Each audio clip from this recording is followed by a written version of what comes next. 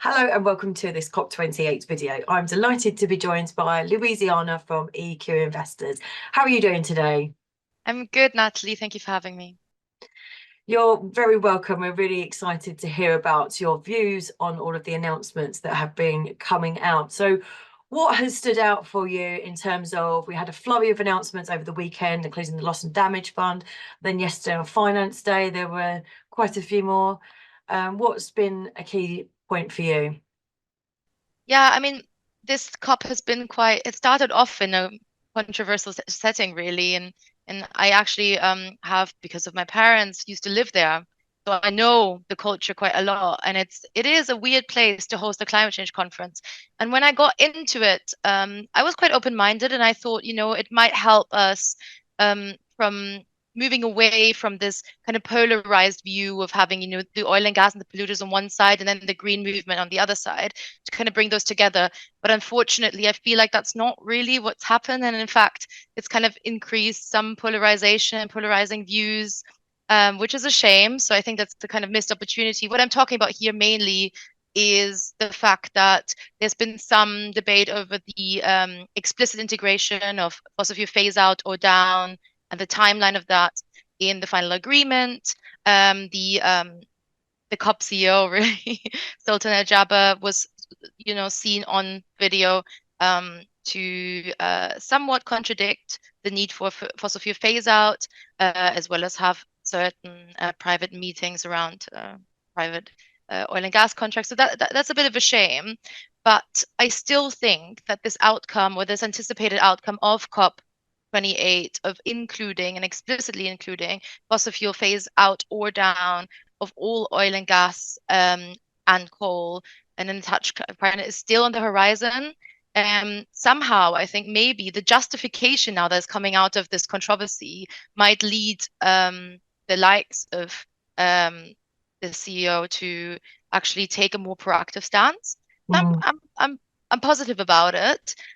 However, the most recent thing was that we've seen global oil and gas companies come together in a coalition, which has never been seen before. So this is a great first step.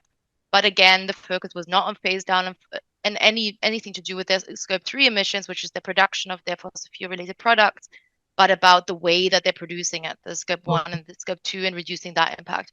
So, again, it's a great first step. There's some positive hope on the horizon, but again, the focus isn't quite there. So that's one thing that I've been thinking about. Couple of other things. Great to see most countries around the world, I guess, agreeing on tripling renewable energies. That's a great tailwind for the way that EQ invests, and it's a great thing because capital markets really have been expecting that explicit recognition by countries around the world, to scale up renewable energy as a viable source of alternatives to fossil fuels.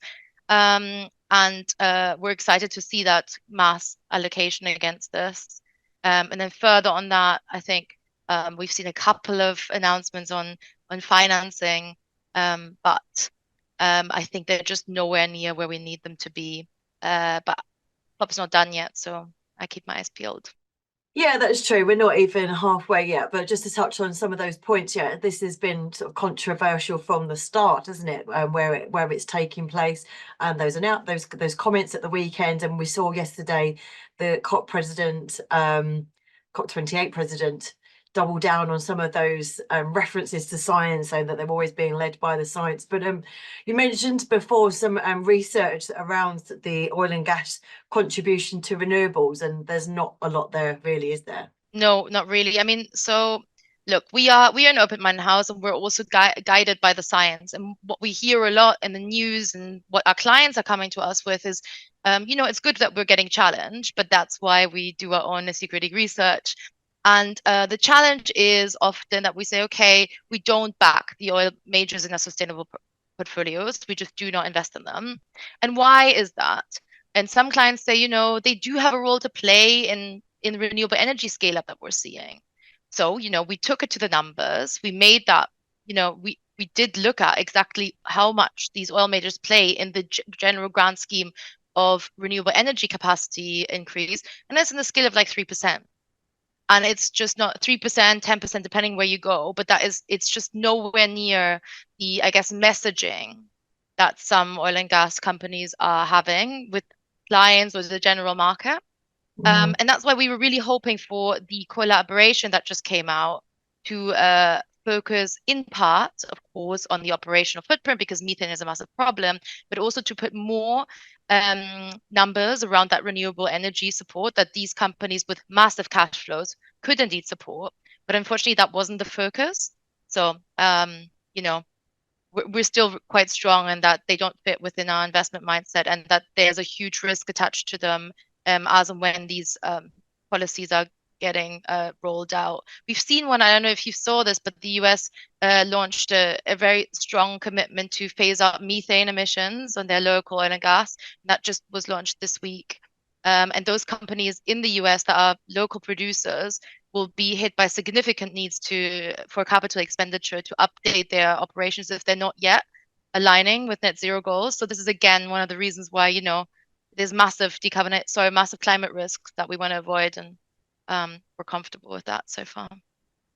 Okay, fantastic. And it may be too early to tell, but what do you think the impact will be on investors, and how are you sort of viewing portfolios now in terms of what's been announced so far?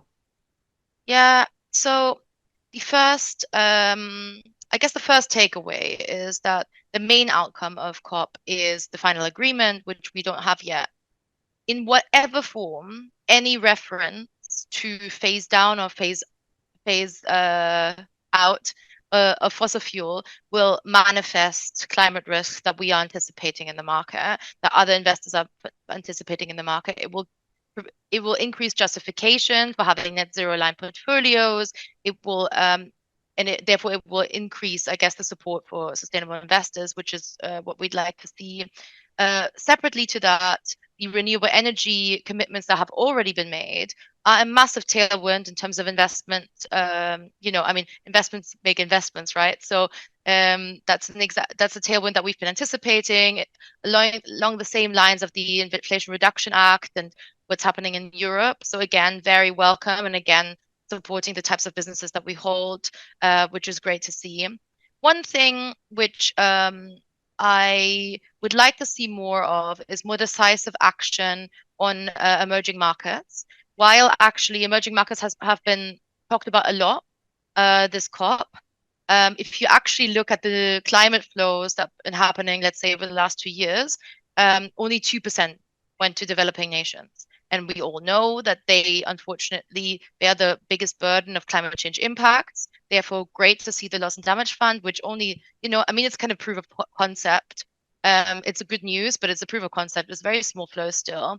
And just helping retail investors help access these types of jurisdictions that really do need climate finance. And one great thing that we've seen being talked about, but not yet quite kind of finalized, is the increased role of development banks in this. So by issuing debt, retail investors can buy bonds through, social bond or green bond portfolios, and this is the same way that we're thinking about it, issued by these development banks. And this financing actually directly goes to climate change mitigation, adaptation in emerging markets. We think it's a great way to kind of risk mitigate for the individual, but still allow their financing to flow through where it's really needed. So hopefully we see more decisive action on that front. But still, we'd like to see a lot more. You will hear me say this, year in, year out. Unfortunately, the way COP works is that it is limited to the lowest denominator in a way, the outcomes. And we would love to see it gain, more ambition over time. We really are running out of time. All the science tells us that we need to act now and more decisively. And unfortunately, again, this COP probably hasn't delivered it to that extent yet. Yeah, okay, well, that's very sad to hear. Let's hope there's some pulling back or some sort of turnaround or something like you were mentioning around the COP28 president's comments. But thank you very much for sharing your insights with us. Always good to chat with you, Louisiana. Thank you, Natalie.